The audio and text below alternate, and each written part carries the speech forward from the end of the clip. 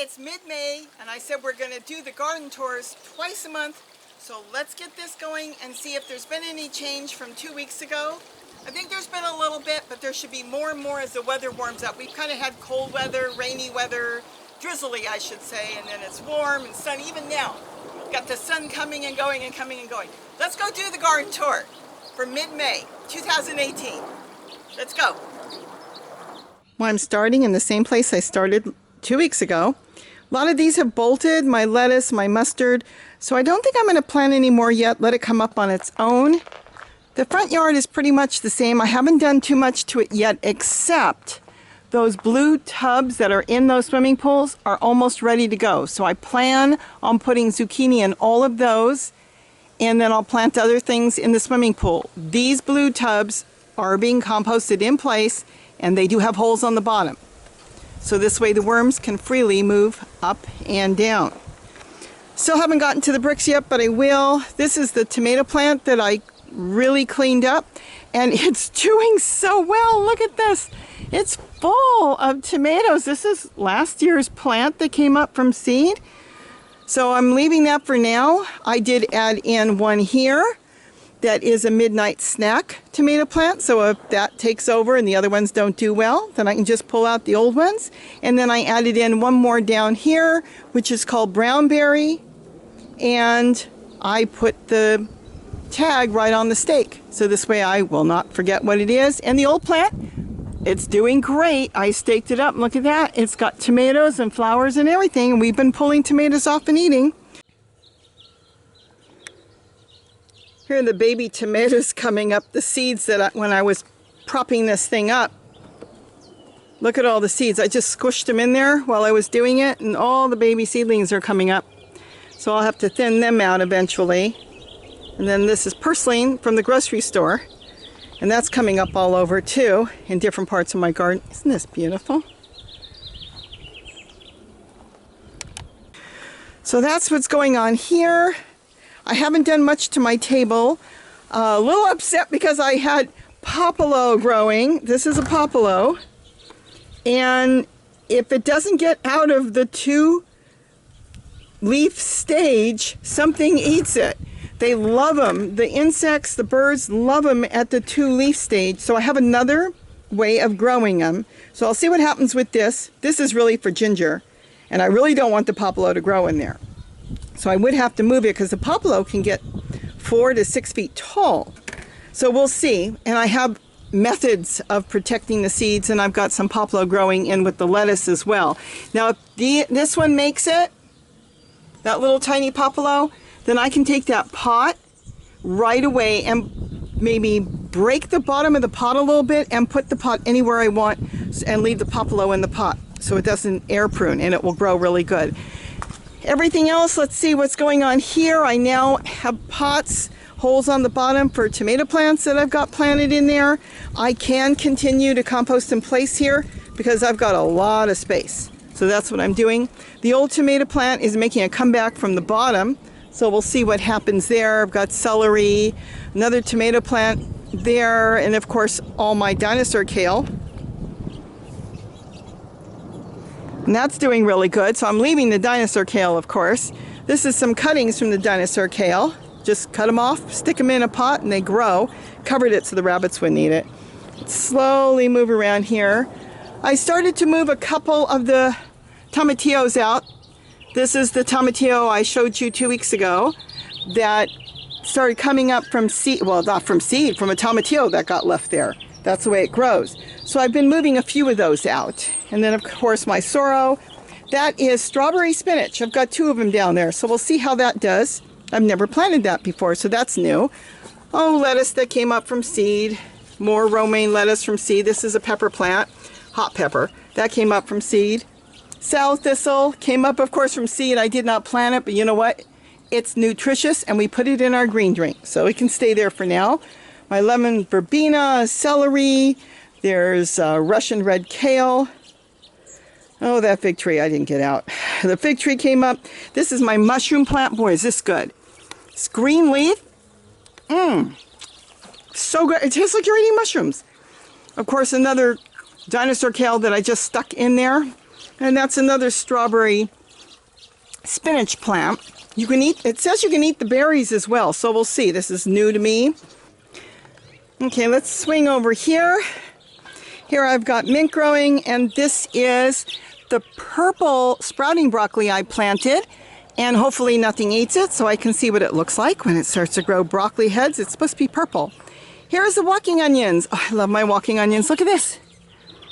Now at this stage, if I wanted to, and I have done it, I've cut off the baby onions, left about 1 to 2 inches, and stuck it in a pot just like this, and they'll grow. But if I leave it, see, it's developing walking onions here and more babies on the top. So right now I'm going to leave it. There's tomatoes I planted, more walking onions, and this is my sprouting broccoli. My goodness, that's a loud bird. This is my sprouting broccoli, which has thrown seeds, but I really can't keep the seeds because it's crossing with my collard, so I'm not going to bother, and it's not that important to me anyways. Oh, look at this. Now this is collard growing because the collard plant has got seeds, see? So they break open and they fall in here, which has no soil, by the way. This is rotting leaves, but look what I found this morning. See this? I must have thrown in a piece of dinosaur kale that broke off, like a branch, and it was laying on top of the rotting leaves, and it grew. It set root. Oh, and a celery, of course. Celery grows everywhere. Now there's a collard plant, of course. We've had that forever, it seems like. A couple years now. Oh, over here, that's my strawberry mint. Look how nice it's getting, and then I split it and put some there. Oh, look at, also in here, I'm composting, and it's just leaves. As you can see, it's mainly leaves, a little bit of kitchen scraps, but look at that. You know what's coming up all through here? Tomatoes. Because tomatoes must have been in the kitchen scraps. They don't even need soil. They're more than happy to grow right in rotting food and leaves. Okay, and now we've got more broccoli. We've got the, oh, this is a type of kale. I think it's a blue kale. I've got to get stuff planted in here. I haven't really done much in here yet. Little by little, I'm working. And then we've got all this still growing. Oh, look at this. I found my stuffed animal downstairs and I stuck him on my steak so I don't poke myself. Is that cute? I love that. Yeah, I've got to clean this all up here too. Pepinos, I believe this is. And there's an avocado pit that grew back there. Collard. I've got more tomatoes. This is the tomatoes that I've been planting. Look at the roots. Just cut some cuttings off, stuck it in a glass jar, and they've been rooting, and I've been planting those too, just from roots. And here's another tomato plant I planted. See if we can walk around the other side. This is more of that strawberry spinach. So we'll see how this grows. I've never grown it. And just a piece of, what is it, curly kale that broke off I stuck in there. And this is, oh, this is an old tomato plant from last year. We'll see what happens, but it keeps having tomatoes, so. And of course, Swiss chard coming up, volunteer from its own self, seed. Got sage down there and some flat leaf parsley that came up from up here because I had it go to seed and it fell. More walking onions. I just stuck a bunch of babies in here. I think in the fall, and I can move them wherever I want at any point. They're babies. And let's see. Sweet potato came up here, and there's lettuce coming up here, self-seeded. Of course, more walking onion. And then these are beans. They're hiding, but here's one here. So I've got that growing too. And this is the tomato plant from last year that was all over the ground. You guys have watched me stake this up, and it is amazing. We have been pulling off tomatoes all the time. I think there's a total, I thought there were 2 plants, and I think there's 3. And one of them's in a tiny pot. But of course the roots have left the pot. That papaya down there, still underneath everything. We'll see what happens. And there's mint all over. The best mint that seems to grow here is orange mint. I wish it was chocolate. Orange mint, and this is spearmint that's growing. It just took over, and we love our mint, so we don't mind. It's not that hard. If we had to take it out, we just use a fork, a garden fork, and you could pull it out. But we're leaving it, just trimming it down. Red vein sorrel, I haven't done anything new in here yet. And then of course there is the tub that I finished. And this is zucchini that's starting, and there's some beets and beans coming up in there. So lemon verbena, I'm going to plant some more things in here. Again, that blue kale, it is so pretty. See, if I would have taken the stick that came with it and taped it like I do now, with masking tape, I would have known exactly what it was. I'm not even sure what happened to the little tag that came with it. And my eggplant that I still have to strip everything off, and I haven't done that yet. And again, more purple curly kale and tree colored, more here. And then of course my tubs, and then the collard jungle, that's what I call it, the collard jungle. My moringa tree, look at that, from seed last year.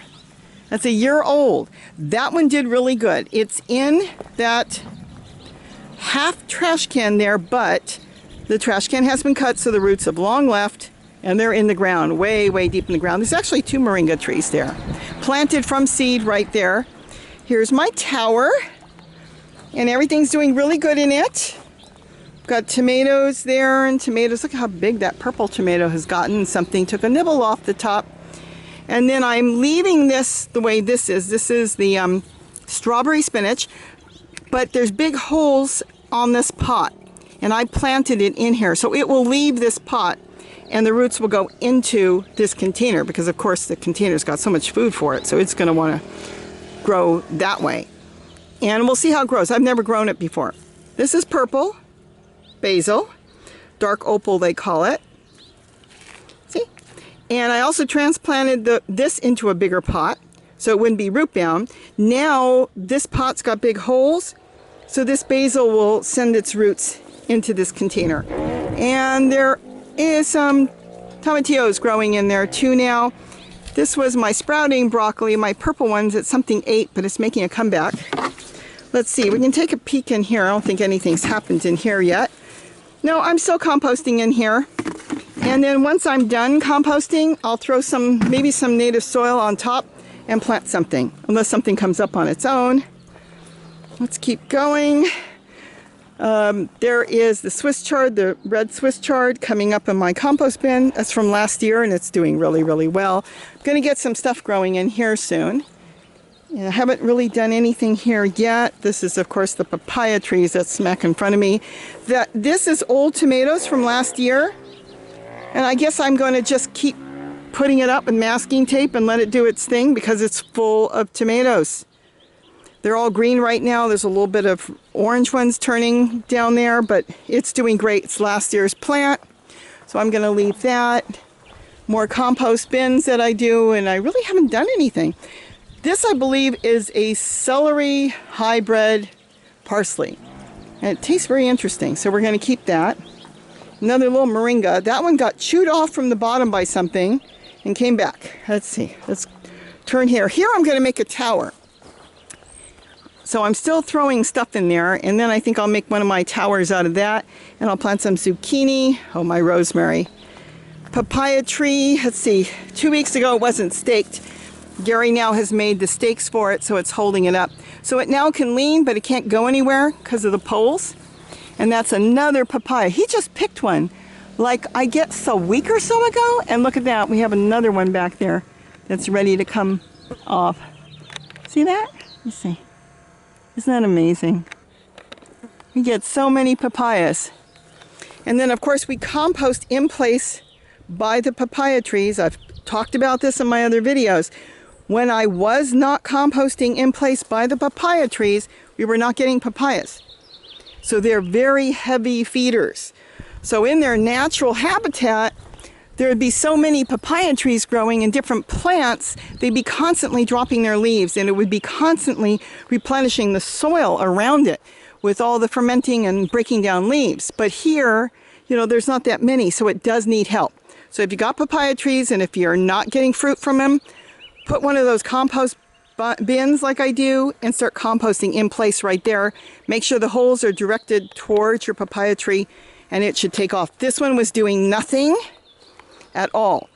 It was the same age, and so as soon as I put the bin here, it took off. and started to grow. Of course, we got our elephant food all over and pomegranate trees.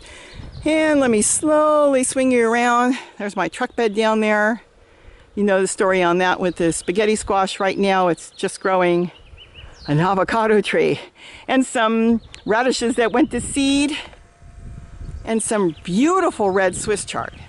So I like that. Hopefully they'll just pollinate the bees, the red Swiss chard, and the seeds will stay true. So far they have been true. And then here's the wall. Gary's been working on this. This is where we had the disaster with the Bermuda grass. Oh my goodness. And that was because of some donkey manure and horse manure my husband brought home. And it was full of Bermuda seeds. We did not know it. And it was a pain. I had given up really on it because they will just choke the roots out of everything. Well, he tore this whole thing apart. He says he got it all. And if we see any, we're supposed to pull it. But the eggplant made it, so the eggplant's still there. See, we're composting in place in these beds here because this is going to feed these plants. Look at that. This is self-seeded Swiss chard. And this is just some squash that came up on its own. I don't even know exactly what that one is. Walking onions, they're still walking. Look at that. All my walking onions are walking now. It's the right time of the year. I believe they do it twice. They'll do it now, and then I think at the end of summer they start to walk. Let's see, celery, a little moringa tree. It got kind of cold at one point in the winter. We thought we were going to lose it, but it's coming back. And again, more Swiss chard. This one is green with red veins, and some celery came up. I'm going to get a bunch of zucchini in here. And then, of course, the red Swiss chard too, which I really like it. Boy, when you break the stems on this, and it's just blood red. And then more tomatoes from last year. And then these, I can't remember the name of it. These beans that Gary got at the Indian market. And he said, here, plant them. They're great. They're coming up everywhere in my garden. Haven't even eaten any yet, but I think he does. And he staked up this old Swiss chard too. So that's it for May, the middle of May.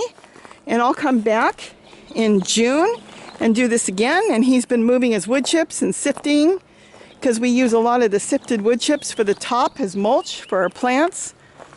This tree is amazing. You know, I've told you the story on this pepper tree. When we got this property, we thought we were going to have to pull it out. It was just rotting and dying and it looked terrible. And once he brought in the wood chips, it came back to life. So it's doing great. So I believe with that, I've covered everything for mid-May. Come back June 1st and I'll do it again around then. There should be more changes because everything is so green. And well, that's it for my garden. I'll try to get down and do Gary's this week too if I can, because he's got a lot of stuff going on. So with that, get your water fountains going because it brings in the birds. They control your insects for you. They may eat a little bit, but that's okay. You've got to all learn to share. And look at that, the tomatoes on an old plant. So I guess with that, have a great day. And don't forget to eat what you grow and happy gardening. Bye-bye, everybody. It's mid-May. I said It's mid-May, and I said I cannot get this right. Tours. It's mid-May, and I said we're going to do the garden tours twice a month